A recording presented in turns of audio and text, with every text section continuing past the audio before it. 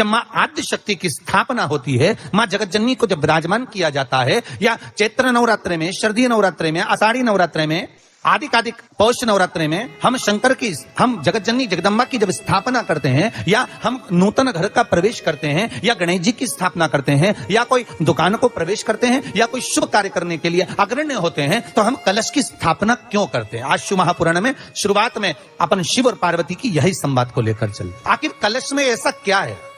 कलश के अंदर आखिर ऐसा क्या विराजमान है कि 33 कोटि देवता उस कलश के अंदर आकर बैठ जाते हैं? महाराज, आप कोई यज्ञ करने जा रहे हो, आप कोई पोथी पुराण करने जा रहे हो, आप कोई अच्छा कार्य करने जा रहे हो, तो ब्राह्मण देवता कह देते कलश की स्थापना होगी, कलश की शोभा यात्रा निकलेगी, कलश यात्रा निकलेगी, कलश विराजमान होगा। और आज हर की पौड़ी पर, प्रयागराज में, या उज्जैनी में, नासिक में जो बड़े बड़े कुंभ के मेले होते, कुंभ का मतलब भी तो कलश से होता है। उसकी महत्वता क्यों? उस कुंभ की, उस घड़े की महत्वता कहां से प्रकट हो गई? शिव महापुराण की कथा कहती है महाराज, भगवान ओघड़दानी शंकर स्वयं आद्य शक्ति जगदम्बा से कहते हैं कि जगदम्बा तू क्या चाहती है बोल। तो जगतजननी जगदम्बा कहती है कि जहां मैं हूं वहां शंकर है। ये आपने कह दिया, पर जहां शंकर है वहां पार्वती का होना जरूरी है। उसके लिए सिद्ध करने के लिए एक स्थान ऐसा बनाया जाए जहां पर शंकर विराजमान है और शंकर के साथ पार्वती विराजमान है। तो शिव जी ने कहा, पार्वती उसके लिए मैं तुझे एक सुंदर कलश का निर्माण कर देता हूं। ब्रह्मा जी कह रहे हैं, नाथ इस सारे ब्रह्मांड को रचना करना है, कर दूंगा, मना नहीं है, पर रचना करता भगवान ब्रह्मा जी कहते हैं कि मैं संसार को एकत्रित करूं, उससे पहले 33 कोटि देवताओं को मुझे एकत्रित करना, और सारे 33 कोटि देवता एक जगह पर आकर विराजमान हो जाएं, ऐसी कोई व्यवस्था करना है।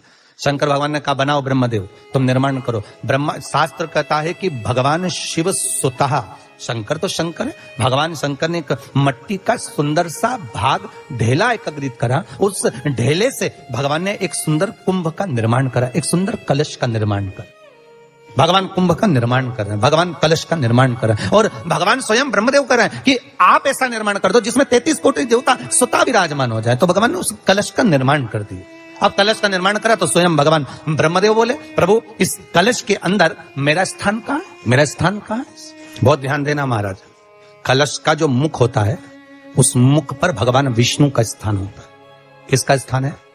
भगवान विष्णु का। थोड़ा सा नीचे आओगे, जहां से कलश का मुख दबा हुआ होता है, वह जगह भगवान स्वयं शिव की होती है। किसकी जगह है? भगवान शंकर की। कलश का अग्रभाग, नीचे का भाग जहां से फैला हुआ होता है, वहां ब्रह्मा का आधिपत्य स्थापित होता है। फिर कलश का जो नीचे का भाग होता है वो भगवान शिव और शक्ति का स्थान होता है। कलश के बाहरी भाग में, जहां पर बाहर का हिस्सा होता है, उस कलश के बाहरी भाग में 33 कोटि देवताओं को भगवान शंकर ने लाकर विराजमान किया होता है। महाराज भगवान शंकर 33 कोटि देवताओं को निमंत्रण देकर उस कलश में विराजमान कर। कितना सुंदर लिखा है देवी भागवत के अंदर कि जहां कलश की स्थापना होती है उस जगह पर किसी देवताओं को बुलाने की जरूरत नहीं होती। 33 कोटि देवता उस जगह पर स्वतः विराजमान हो जाते, स्वयं 33 कोटि देवता स्वयं वहां विराजमान। अब कलश मेरा प्रतिबिंब है ये तो कहा, भगवान की कथा कर रही है। ओगड़दानी त्रिकालदर्शी कैलाशी शंभु के पास में उस समय पर कामदेव की धर्म पत्नी रति भी है, जिसके नयनों में जल भरा हुआ। शिवजी ने पूछा, बोलो रति, आप और यहां जब आपका पति जलकर भस्म हुआ तो हमने वर दिया था आपके पति को कि ये भगवान कृष्ण का पुत्र बनकर मिलेगा आपको, फिर क्यों आप यहाँ पर आई हो? क्या हो गया ऐसा? प्रभु बात इतनी सी है कि मेरा पति जब आपके नेत्रों की ज्वाला द्वारा जलकर भस्म हो रहा था, उस समय पर वो आम के पेड़ पर बैठा हुआ था। आम के पेड़ पर मेरा पति बैठा हुआ था, उसके चक्कर में वो आम का पेड़ भी जला।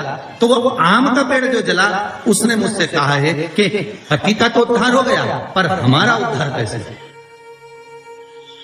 अब देखिए, कई लोग कहते हैं प्रश्न करने वाले पीछे नहीं हटते महाराज, बहुत प्रश्न करते हैं और प्रश्न कर कर पूछते हैं, गुरुजी ये कलश के ऊपर आम के पत्ते क्यों लगते हैं? उसका उत्तर है, ध्यान दीजिए, प्रश्न बहुत है तो उसके उत्तर भी बहुत है, बस उसको समझने वाला चाहिए। और आप लोगों को तो आज बहुत बहुत भगवान ने कृपा करी है, जो आप पहले दिन ही कलश स्थापना होती और पहले दिन ही आपको ये ज्ञान हो जाए कि बच्चे पूछे कि कलश क्यों रखा जाता है, कलश के ऊपर आम के पत्ते क्यों लगाए जाते हैं, कलश के ऊपर नरियल क्यों रखा जाता है, कलश के ऊपर 9 बार मोली क्यों बांधी जाती है? मोली मतलब लच्छा नाड़ा 9 बार क्यों लपेटा जाता है? नारियल के ऊपर, कलश के ऊपर जब रखते हैं।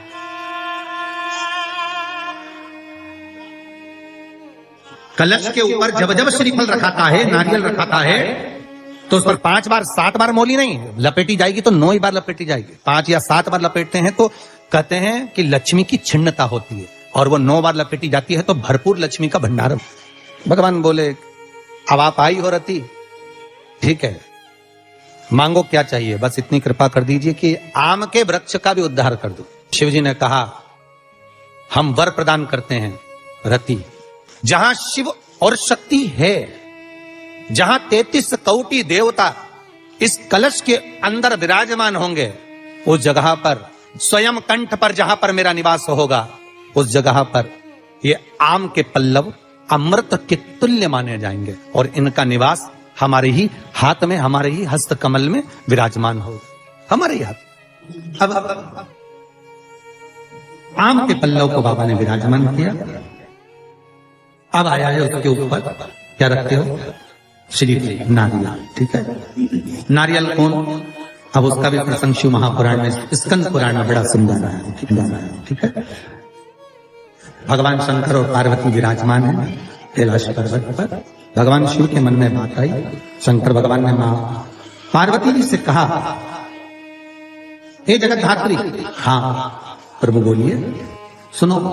तो देवी भागवत में आता है कि जिस जगह पर शंकर भगवान ने पार्वती से एक बात कही कि हमारा मन है कि हम दोनों बालकों की परीक्षा लें, और पार्वती जी ने जब भगवान शिव से कहा कि बच्चों की परीक्षा क्यों लें, संतान अपनी है और इनकी परीक्षा हम क्यों लें, किसलिए आप मत करो परीक्षा, मत करो। शिव तो शिव थे, बुला लिया कार्तिकेय को, गणेश जी को बुलाकर कहा, बुलाकर बोले जो पृथ्वी की परिक्रमा पहले कर कर आए वो प्रथम गिनती में पूजा जाएगा, प्रथम भाग उसको पूज्य कर दिया, ठीक है, जाओ परिक्रमा कर कर आओ।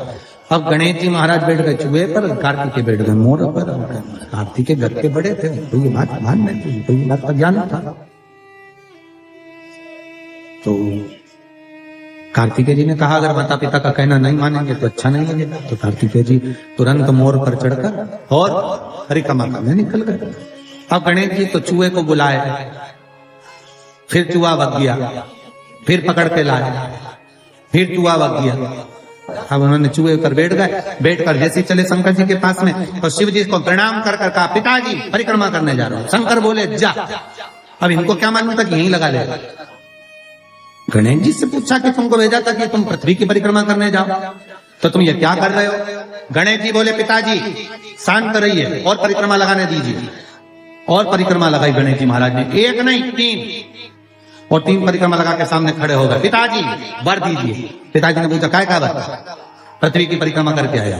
शंकर भगवान बोले बता मेरे आजू बाजू घूम लिया, पृथ्वी की परिक्रमा करके आया। परिक्रमा लगा कर आकर खड़े होकर के आशीर्वाद दे। तो पूछा आशीर्वाद क्यों? तो कहा प्रभु हमने परिक्रमा करी। तो शंकर भगवान बोले आजू बाजू घूम लिया और क्या परिक्रमा करना,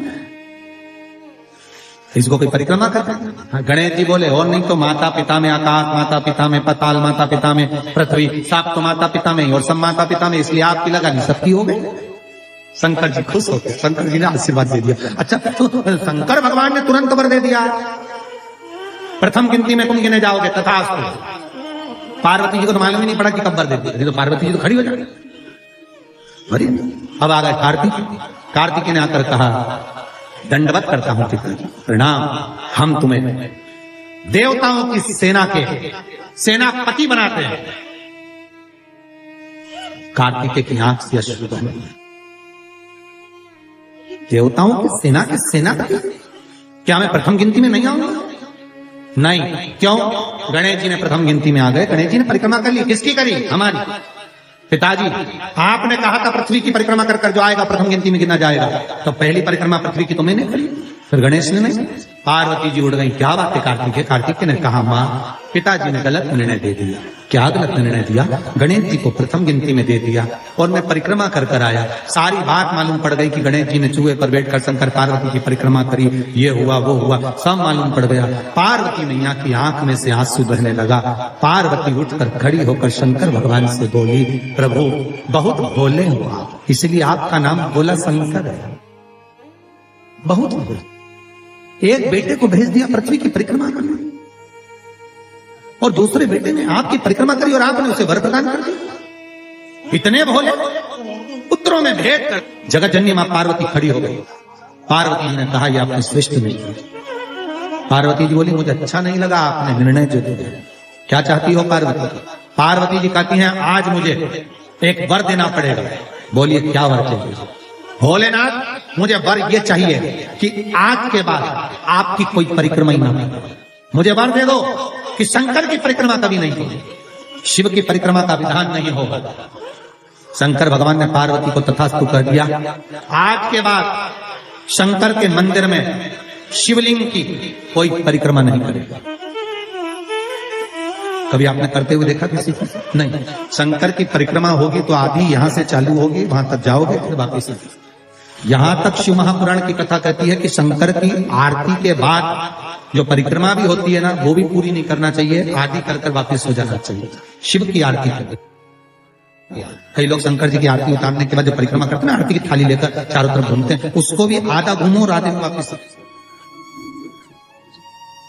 शिव परिक्रमा कर रहा है। वर दीजिए आप, वर प्रदान करो, हमें वर दे दीजिए। पार्वती मैं तुझे वर देता हूं, शिव की परिक्रमा आप कोई नहीं करे, और अगर शंकर की परिक्रमा कोई भूल से भी करेगा तो उसको दोष लगेगा, उसका पुण्य छिन्न।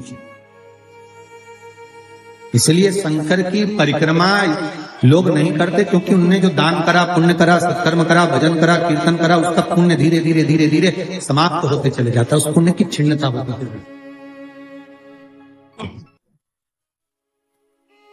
नहीं। पार्वती जी बोली, प्रभु हम एक मेरा निवेदन स्वीकार करेंगे। बोलो क्या बात है? पार्वती जी बोलती हैं, आपने गणेश जी को प्रथम पद दिया है, तो इस कार्तिकेय को भी प्रथम पद प्रदान करिए। शिव जी बोले, ये नहीं होगी, क्योंकि प्रथम पद एक ही होता है। प्रथम पद केवल एक होगा और वो एक पद मैंने प्रदान कर दिया। अब मैं दूसरा पद कैसे दे सकता? मैं दूसरा पद कैसे प्रदान कर सकता? मैं दूसरा पद कैसे दे सकता? पार्वती एक काम हो सकता है। बोलिए प्रभु, मैं कार्तिकेय को कुछ ऐसा बना देता हूं कि जहां पर गणेश प्रथम पद में रहेगा तो ये कार्तिकेय भी प्रथम पद में पूजा जाएगा। बना दीजिए। भगवान शंकर ने कार्तिकेय को श्रीफल का निर्माण कर दिया। स्कंद पुराण में क्या बनाया है? श्रीफल, नारियल। ये नारियल किसका प्रतिबिंब है? तो कहा ये कार्तिकेय जी का। किसका प्रतिबिंब है? कार्तिकेय। तो गणेश जी की पूजन जो कलश के रूप में होती है, तो उसके ऊपर जो श्रीफल रखाता है वो स्कंद देव है, कार्तिकेय है। वो स्कंद देव, वो कार्तिकेय है। सारे ग्रहों को शांत करने के लिए, कार्य को सिद्ध करने के लिए, कार्य की सफलता के लिए, व्यक्ति की मनोकामना पूर्ण करने के लिए कलश के ऊपर क्या रखा जाता है? जम के बोलिए, नारियल, श्रीफल रखा जाता है, जो कार्य की सफलता प्रदान।